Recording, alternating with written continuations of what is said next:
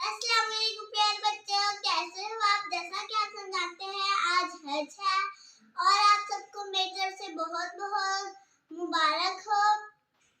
चलिए अब हम सब मिलकर कुछ इशार पढ़ते हैं। जिसने अभी तक मेरे चैनल को सब्सक्राइब नहीं किया वो जल्दी से कर दे। चलिए वीडियो स्टार्ट करते हैं।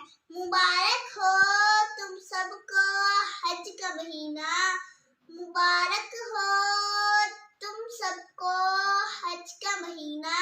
न थी मेरी किस्मत के मैं देखूं मदीना, न थी मेरी किस्मत के मैं देखूं मदीना। मदीने वाले से मेरा सलाम कह देना, मदीने वाले से मेरा सलाम कह देना। हटा मेरे गम से समंदर का भी सीना, हटा मेरे गम से समंदर का भी सीना।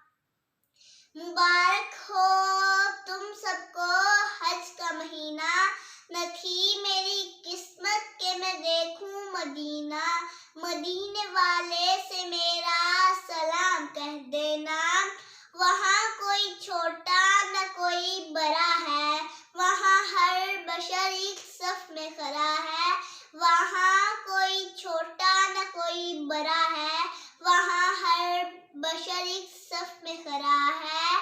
मोहम्मद की चौखट पर जो गिर पड़ा है, उसी का है मरना, उसी का है जीना।